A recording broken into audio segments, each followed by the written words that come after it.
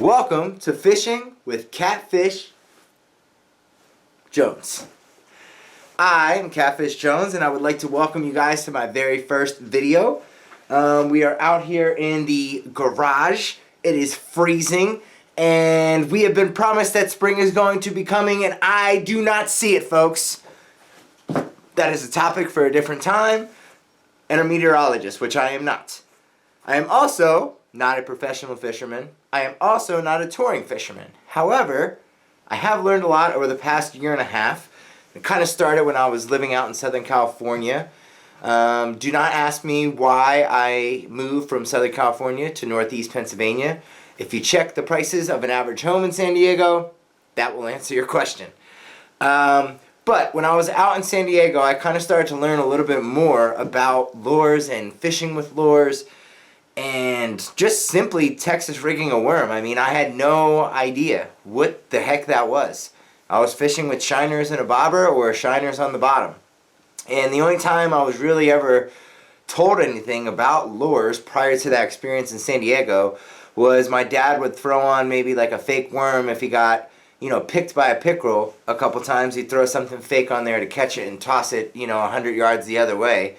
But once I kind of started learning just simply Texas rigging a worm, that was really kind of the start of my curiosity. Now, I've probably watched 50 to 75 videos since then, and I continue to probably watch at least one or two a day, podcasts, any type of information I could eat up and write down, and I wouldn't say study, but at least in my mind, like, come out here and think about how they're doing it or what they're explaining and make it make more sense. Now, it stinks that we can't go out in the water right now, and God knows if we're going to get a trout season for the 3rd of April for everybody. I do not see the lakes unfreezing, but if it does, I'll probably be out on the water bass fishing anyway. I'm lying. I would definitely be out there at 7:59 a.m. with my rod in the air so that it physically touches the water as soon as it hits 8 o'clock, but I think we all will be doing that. But today, I'm going to try this for the 5th time now to not ramble on. Alright, I have filmed this multiple times, and it seems like I continue to ramble on every time I do it. So I'm going to try to be as concise as I can, and I'm going to try my best to keep this video under 15 minutes. And as informational as possible. Alright, the first thing I'm going to talk about, and I'm going to just try to keep things basic in the beginning, just a couple things, and then I'm going to go into spring fishing. So if you do not know, for Texas rigging, oh yeah, that's right, I have them down here. Alright, for Texas rigging just a worm, I already have this set up here. Alright, the only thing, alright, this is kind of like an old eagle claw hook. Alright, you can buy them. There's EKG hooks back here. I'll give you a better look. This is made by Spear Point. Alright, these are these wide gap hooks. It kind of is your own personal preference. Honestly, I would start off with the Eagle Claw ones. One, because they're cheap, so it's like if you don't know what you're doing or you lose them, it's whatever, 98 cents. But really what you want to do, alright, you're putting this, tearing this worm apart. This is not probably even a full Cinco. Alright, here's the hook. Want to put it right through. There's almost a hole there, in a way, for you to put it through. Alright, you want to slide that. Now, you could do this one of two ways. In the beginning, all I was doing was kind of like a quarter of the way. Alright, like a quarter of the way there. Alright, and then taking it out, sliding it all the way up, cover the hook, and notice as I'm going up, I'm kind of twisting it. And you'll get that when I was watching videos, it wasn't really making sense, but just lightly twist it so that it kind of seems like it's sitting perfectly. Alright, then, compared to being on the other side. Alright, then, what you want to do is leave enough leeway, so don't, it's way off. Don't pull this tight and then hook it in. Alright, you want to leave yourself some leeway so that when you put it in, usually I do this a couple times before I get it right the way I like it. This looks okay to me. Alright, I don't really like this part, so I'd probably end up doing it a couple more times. It looks a little better when I pull this up. Alright, now the only thing with the Texas rig different from a weightless, alright, you can fish it just like this. I've had a lot of success fishing it like that. Alright, one thing I'd recommend if you got like a lot of weeds in the bottom or you feel like you're getting hung up using this, alright, here's the hook, it's exposed. Alright, the hook is exposed. Just kind of slightly tuck it in. Alright, all I really did was just pull that back like a tiny bit.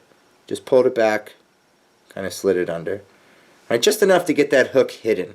Alright, now with the Texas rig, what's going to happen is I like to use these 1/16 ounce bullet weights. I was using 3/8 and I don't know, I didn't like it. I didn't like it as much.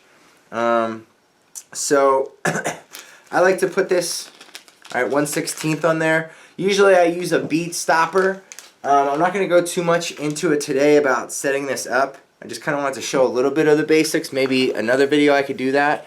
Another thing, real quick, and these are just, I'm just showing you these things so that I don't really have to explain later when I'm explaining. A lot of explaining words. When I'm detailing, when I'm giving information on the spring bass tips. Alright, here we got a crawfish. Alright, another way. Same thing with hooking it.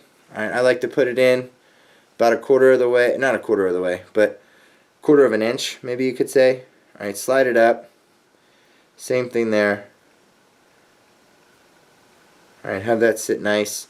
And then right underneath that belly, most of the time there is a little mark in there on most soft plastics. Alright, and like, again, don't stretch it and then put it on. Alright, push it a little bit up towards your line, where your line would be coming. Alright, and then same thing, kind of slide it through. See there, I did that a little too tight. I don't like as tight as that was. So I just drop it down again. Now you don't want to make too many mistakes because you don't want to start ripping holes through these because they do get expensive. Alright, make sure the hook is exposed. Alright, even if you're sliding it in. Alright, and then you can kind of, this is pulling it down. Alright, obviously I don't really look too great. Alright, pull it up towards the hook, towards the point of it, and again just slide and slide it underneath there. Right? Now, I'll get into this later about the length of these paddle tails. I'm not a fan. Last thing, before I start diving in to bass fishing.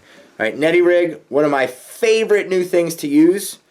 Alright, one of my favorite new things to use. I hate the size of this. I ordered the wrong one and it's in my tackle box because if I run out of the ones I do like, at least I have it. Now with this one, what I love about this, and this is a Kitech, highly recommend this. We'll get into that in a second. Alright, this really is just trying to keep that hook right in the middle. Alright, almost all the way through. Boom. Alright, I didn't even do that great. Alright, but you want that movement there, and I love, love, love the movement on these Kitechs. And I promise you, the ratio of bites throwing this has been incredible. Incredible. Alright, but let's get into it. Like I said, I'm trying to be as precise as I can without rambling on. Alright, the first thing I'm going to recommend for bass fishing in the early spring in Northeast PA, so we're talking maybe April to, let's say, May, late May, April to late May. Alright, that water temperature somewhere probably between maybe 40 to 55, something about that. Alright, number one, right here. Alright, get yourself a red craw. Alright, this is a red craw KVD. And we're going to get into this, I like to choose a depth that is going to be a little less than how deep your lake is. Now, this may come as a surprise, but outside of the Paw Pack, there is not too many lakes that I know of that are deeper than maybe 15 feet. Even Chohola Reservoir or the state game land lakes like Promised Land, Gouldsboro, Tobyhanna, really most of those lakes are like 5 to 8 feet deep at the max. I believe Chohola is a little deeper. It might be along like 10 to 12. But most of these lakes are not very deep. My home lake is about, at the max, 9 feet. There is a sister lake to it, or a brother lake, whatever you want to call it. And that's about 15 feet, but it's more of a bowl. All right, my home lake kind of does have its coves and spots and dips. But, all right, choose a I got an itch. Getting distracted here, choose a crankbait that dives. Alright, usually it says on there the depth. Alright, here's another one. This is a square bill crankbait. Alright, this is from Guggen Squad. Okay, 2 to 5 feet on the back here. It says 2 to 5 feet. Hopefully you guys could see that. I don't know why I feel like there's a reflection there, but 2 to 5 feet. Alright, so that would mean if my lake is anywhere from 2 to 8 feet, let's say, I can use that, but you got to be careful where you use it. Don't use it too close to the bank where you feel like you might get hung up, or there's not that steep of a drop off by the bank, and you got maybe 2 feet of water, you're going to get hung up. Alright, quick tip, Barnacle Bill from San Diego gave me this tip, and I'm going to pass it on to you. When you buy a lure, or Cinco worms, or whatever you're buying that's not live bait, buy 2. First reason, if you buy it from somewhere and you like it and you go back and it's gone, you're going to be kicking yourself. And that's happened to me before. Alright? The second thing is when you buy something, it is most likely expensive. Alright? And we all get ragged on, for those of us who have a wife or in a relationship and they know about our fishing love. Might be a little bit of a craze, but we'll call it a passion. A passion. Not inexpensive, though. These baits are expensive. Alright, these packs alone for these worms are $8.99. Unless you find them on good websites. You can find them for cheaper. I'm not going to give you all my hints, but you can find them for cheaper. Alright, crankbaits, 10, 12, 15 bucks. Alright, so you don't want to lose it, and if you do, you want to have a backup. Because if it works really well, you don't want to have to try to go back to the store. Because I guarantee you, you look for this, alright, or you look for another one is a Bill Lewis lipless crankbait. I believe it's called L-Trap, something like that. If you look up Bill Lewis lipless crankbait, alright, or the Strike King lipless sexy shad or shad, those are 2 that you will not find right now. You know why? Because they work. And people probably bought 2 or 3 of them. Because I'll tell you right now, if I find something that works, I am buying what is ever left at the store. And as you can see, well, not everything I bought here, but certain things I did buy and I bought more than one of. The netty rigs, I just ordered about 6, 7 packs of them. Alright, because I don't want to have to be thinking, oh, do I have enough? Or do I have an extra? Or I ran out. Because that's happened to me before. Last year I was doing one of my first bass fishing tournaments. Right, I'm not a pro fisherman, but I do tournaments, or I started to do tournaments, and I ran out of netty rigs. I got caught up on a rock, and that was the last one. And I spent like a half an hour flipping out, looking through my tackle box, swore I bought another pack. Come to find out it was here at the house, but I wasted 30 minutes out on the water and ended up losing because I was wasting time. Alright, here I go, being off track again. Back on track. Alright, another one, Rattlebot. Alright, if you notice, these are all crawl-like patterns. Alright, crawl-like patterns. This Gordito is about 7 feet of depth. So this one, I'd be scared to use on my home lake. Why? Well, it's expensive. Alright, and the second thing is, my lake is not that deep in most parts. Or at least where I would be fishing for bass this spring. Alright, I'm not going to fish. Our depth at the home lake I'm at is really by closer to the dam. And right now, or at least in the spring, when spring comes, I do not feel like that is where I want to be fishing. Alright, it is the deepest part, but that's not necessarily where they're going to be. Alright. Another crawl-like pattern. This is a good one to start out with. It's from Carl's. If you're a member, I think it's like $3.89 or something like that. It's a good one to start out. This one I always feel like is upside down. Alright, I love the color on this. A big thing too, okay? Big thing here. Alright, notice the color differences. One is really light, one's a little bit darker green, okay? This is for clear water. So you can see at least a foot down. Alright, you want to use something clear that shimmers. I love the colors, the yellow and the blue and the white. Alright, great for clear water. Okay, this is good for murky water. Okay, you want to try to match that watercolor. Outside of all the other factors that we're dealing with. Okay, you want to try to match the watercolor. Another one. Rapala. Shadow Wrap. Now this is a jerk bait. Okay? Crankbait, jerkbait. Okay? Jerkbait we're going to use in deeper water. This one is, I want to say 6 feet. Let me see here. Huh. Normally they do say it on there. Aha. There we go. Shadow Wrap 11. So most of the time with Rapala, what I love about them is that they do tell you the depth on there. So if you look on the lure, like I looked on the belly of it, it's 11. So about 11 feet. So that's another one I'd use on a different lake. Alright, I am scared to lose something. Now you can reel it faster. I've tried those things, and most of the time you end up getting hung up anyway. So if you like it, or you feel like you might like it, don't risk it. Don't risk it. Alright, so we have our crankbaits. We have our jerkbaits. Alright, the next thing I'd recommend using, and remember, the pre-spawn, alright, although it's going to happen on the bed, alright, on the bedding in the spawn season, okay, which I believe will be here because I think it's going to warm up. It's going to take a long time to warm up. I think we'll see more in May, where you're going to be fishing May, June, that shallow fish. Alright, July is where we'll start top water, and they'll come out of the coves and everything like that, come out of their bedding. But I really believe that April to late May is going to be really deep, and then late May into June we'll see that transition into the spawning part of the season, and we'll change up what we're doing. Alright, the next thing I'm going to recommend, get yourself some Kitex. Alright, get yourself some Kitex on a netty rig. Alright, this is what we were talking about earlier. I like the Fat Swim Impact. These, the little ones I have up here, alright, I have the impacts behind. These little ones here I usually am using for, I tried to use it later in the fall, okay, and then I also did a little bit with it as like a tail or a trailer on a jig. Alright, so we have our crankbaits, we have our jerkbaits.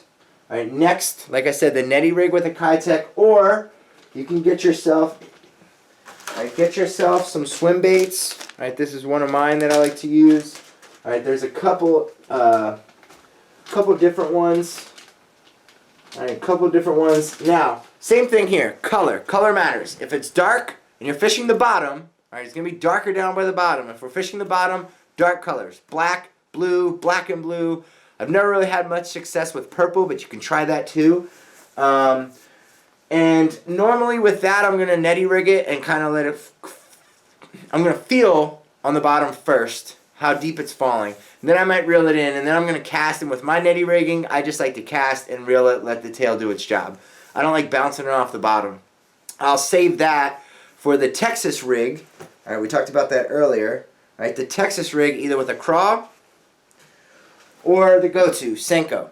Alright, now you can add a little bit more weight if you want to get it down to the bottom. Alright, and then kind of, instead of 1, 2, 3 and trying to bring it to the top of the water and then back down as we might do in the summer when we go weightless. Here I would just say in the spring, let it go down to the bottom and just short little motions. Alright, the colder it is, the less movement. Alright, you want short little movements there. If it's warm, they're a little bit more willing to bite. Alright, so you can speed up your twitches and your reeling and your jerks. In the cold, they're going to want to feed, alright, but they're also not really going to want to like work a lot. So you really have to trigger that reaction. So when you're fishing down at the bottom, it's going to be short little twitches and long pauses. Alright, you can change that cadence up or how you're doing it every maybe 10 to 15 casts. But I'd recommend using some type of Texas rig or some type of weight to get your soft plastic down to the bottom. And just be careful where you're at. Know your surroundings. If you got a fish finder, you might have to, like I showed you earlier, hook that soft plastic up inside the hook, covering it so it doesn't get caught up. Netty rig also makes a little kind of weedless attachment, I guess you can call it, which we'll see on these jigs, which kind of leads me into the next. Alright, the next thing here, we got a Grass Hero swim jig, and this I'll probably use more towards that spawn, that late May. Alright, and here's a football jig. So that's what we were talking about earlier with the Kitex, putting them on something like this, something like this. One thing I did learn, and this is I believe from Mike Iaconelli, make sure that your trailer is not longer, alright, or not clumsily longer than your skirt. All right, the skirt is this kind of, I call it the hair. All right, the skirt would be here. You don't want that trailer to kind of hang off. If I can give you like a decent example without opening this up. All right, it'd be all right if this kind of sat there and it's close.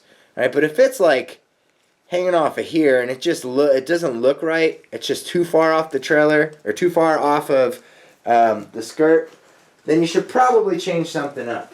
Alright, probably change something up. You can cut off the ends of these tails. They don't have to be so long. Alright, this is another one.